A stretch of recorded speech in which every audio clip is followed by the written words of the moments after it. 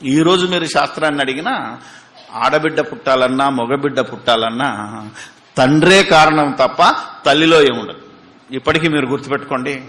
It is దేవుని నీతిది, దేవుని జ్ఞానం, దేవుని శక్తి కలిగిన మాట. అందుకే ప్రపంచ శాస్త్రవేత్తలు కూడా నిర్ణయించింది ఏంటంటే ఆడపిల్లలో ఏమీ లేదు, మగబిడ్డ పుట్టాలన్నా ఆడబిడ్డ పుట్టాలన్నా పురుషుడే కారణం తప్ప స్త్రీలో ఏ లోపం ఉండదు. ఒకవేళ 6 అమ్మాయిలు పుట్టినా లోపం ఎవరిది ఆలోచించండి, ఎక్కడుంది? పురుషుడిదే తప్ప స్త్రీలలో ఏం ప్రాబ్లం లేదు. అందుకని తెలివి కల్లోడు ఎవడన్నా రేపు ఈ లోకంలో మిమ్మల్నే కాదు ఎక్కడ మాట్లాడినా చాలా మంది తెలివిగా, మా ఊర్లో ఒకడు ఉండే సంఘ పెద్ద, 2 ఆడపిల్లలు పుట్టగానే ఆ అమ్మాయి ముఖం మార్చేశాడు, ఆసుపత్రికి వెళ్ళడం మానేశాడు. నిన్ను చేసుకుంటే అందరు ఆడపిల్లలే పుడుతున్నారు, మీ అమ్మ సాలు పడ్డదా, మీ అమ్మమ్మ సాలు పడ్డదా అని తిట్టినోళ్ళని చూశాను. అమ్మ సాలు కాదు, అమ్మమ్మ సాలు అంతకంటే కాదు, మన కర్మ కాదు, మన గ్రహచారం కాదు. ఇది దేవుడి నిర్ణయం చొప్పున జరుగుతున్నది. ఎందుకంటే గర్భఫలము దేవుడిచ్చు బహుమానమే తప్ప దానం కాదు. ఆయనకు ఆడపిల్ల కావాలంటే మనకు ఆడపిల్ల పుడతారు, ఆయనకు మగపిల్ల కావాలంటే మగపిల్లోడు పుడతాడు. అది త్రూ ఫాదర్సే, ఓన్లీ తండ్రుల ద్వారానే. మెల్కీసెదెకు అతని పితరుని కలుసుకున్నప్పుడు లేవి తన పితరుని గర్భములో ఉండెను. లేవి అబ్రహాం అనే ఈయన మరి మెల్కీసెదెకుని కలుసుకున్నప్పుడు లేవి ఎక్కడున్నాడట? పితరుని గర్భం. ఇప్పుడు మనం ఆలోచించాలి. అందుకే అప్పుడప్పుడు ప్రశ్నిస్తాను. మీకు 10 ఏళ్ల కొడుకున్నాడు అనుకోండి, ఏమ్మా ఉదాహరణ, నాకిప్పుడు ఓకే 3 పిల్లల్లో లాస్ట్ వాడు 17 సంవత్సరాలు ఉన్నాడు. 18 సంవత్సరాల క్రితం లేదా 19 సంవత్సరాల క్రితం, ఒక 20 సంవత్సరాల క్రితం ఆ బాబు ఎక్కడున్నాడో తెలుసా? ఎక్కడున్నాడండి? వాడు బర్త్డే మొన్ననే కదా, 17వ బర్త్డే చేసావు, 20 సంవత్సరాలకి ఎక్కడున్నాడు అని మనం ఆలోచిస్తాం. మన మైండ్ సెట్ అంతే. కానీ దేవుని మైండ్లోకి వస్తే వాడు 20 సంవత్సరాల క్రితం కూడా ఉన్నాడు. ఎక్కడున్నాడు? నాలో ఉన్నాడు. నాకిప్పుడు 59 సంవత్సరాలు.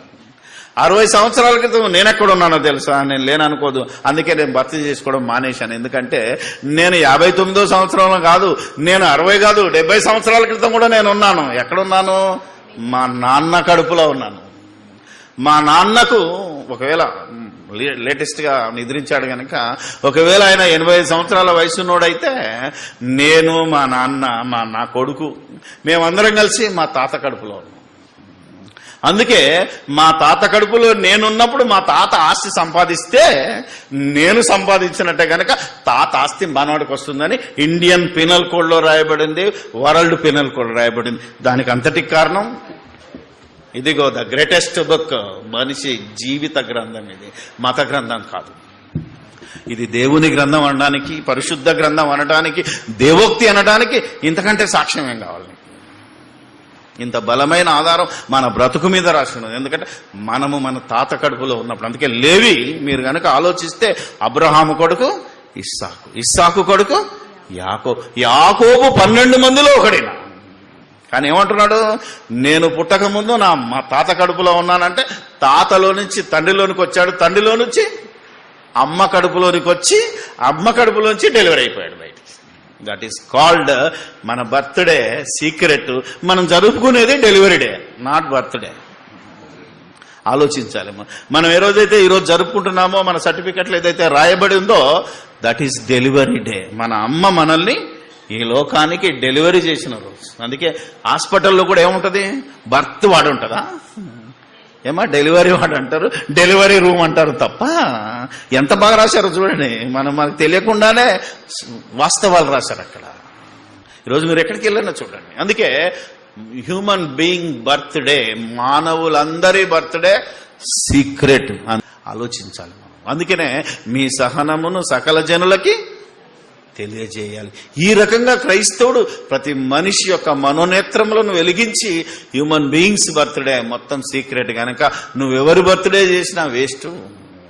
ఒకవేళ ఒక మంచి మహానాయకుడు ఉన్నాడు అనుకోండి, ఆయన బర్త్డే నువ్వు చేయాలంటే పోయి విగ్రహానికి వెళ్ళి దండేసి పాలాభిషేకం చేయడం ఎంత వ్యర్థమో. మరి ఆయన ఎట్లా జ్ఞాపకం చేసుకోవాలి? ఆయన చెప్పిన మాటల ప్రకారంగా చెయ్యాలి. ఒక యేసుక్రీస్తుని బర్త్డే చేయాలనుకుంటే ఆయన చెప్పు మాటల ప్రకారంగా మనం చెయ్యాలి అంటే అలా బ్రతికి ఆయనని జ్ఞాపకం చేసుకోవాలి గనక ఆ మహానాయకుడికైనా దేశ నాయకులకైనా మన వీరాభిమానులు ఎవరున్నా వారు బ్రతికిన విధానముని మనం జ్ఞాపకం చేసుకొని అలా బ్రతకడం వారికి నిజంగా ఏమంటారు దాన్ని నివాళిలో శ్రద్ధాంజలో ఇంకేమన్నా కావచ్చు. అది చచ్చిపోతే శ్రద్ధాంజలి కదా, బతికుంటే అభినందన, అంతే కదా. ఏదో మాట్లాడుతుంది లేదు బర్త్డే గురించి శుభాకాంక్షలు వాటెవర్ ఇట్. చచ్చిపోయిన వాళ్ళకి ఏం చెప్తాం, బతుకున్న వాళ్ళకంటే జన్మదిన శుభాకాంక్ష. మరి చచ్చిపోయిన వాళ్ళకి బర్త్డే చేసేవాడు ఏం చేయాలి, జోహోర్ అనాలా, అంతే కదా. మన వాళ్ళు అమర్హాయ్ అంటాడు అని ఆలోచిస్తే ఈ నినాదాలన్నీ వేస్ట్.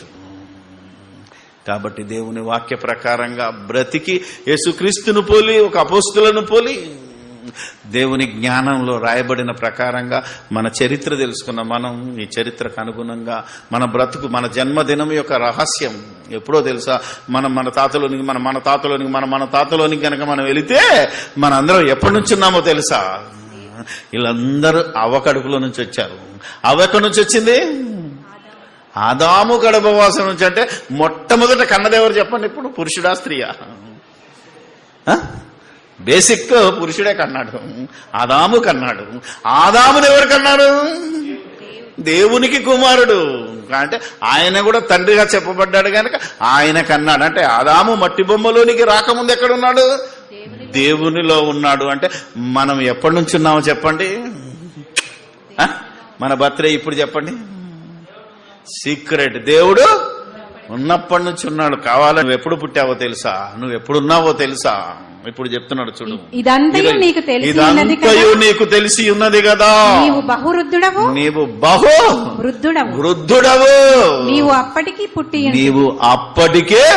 అంటే మనిషి ఎప్పుడు పుట్టాడో చెప్పండి, ఈ భూమికి పునాదులు వేయక మునుపే దేవదూతలు జయ ద్వానాలు చేసి దానికి పునాదులు దేవుడు వేసినప్పుడు నువ్వు పుట్టావురా. అంటే నువ్వే నేనే నువ్వు రా నాయన అంటున్నాడు దేవుడు. అంటే దేవుడికి బర్త్డే తెలిస్తే నీ బర్త్డే తెలుస్తా, చేసుకో. కానీ ఈరోజు దేవుని పేరిట్లో కూడా బర్త్డేలు చెప్తున్నారు. బర్త్డే చేసుకున్నాడు దేవుడు కాదు, బర్త్డే చేసినోడు కూడా దేవుడు కాదు, గుర్తుపెట్టుకోండి. ఎందుకంటే ఆ బర్త్డే ఇస్ ఏ సీక్రెట్. ఆలోచించాలి.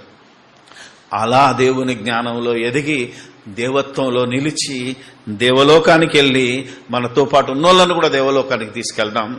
దేవుడు విన్న మనందరినీ దీవించి ఆశీర్వదించి తన వాక్యపు వెలుగులో నడుచుచుండగా తన ఆత్మచేత మనను ముద్రింపచేయనుగాక. ప్రార్థన చేస్తాం.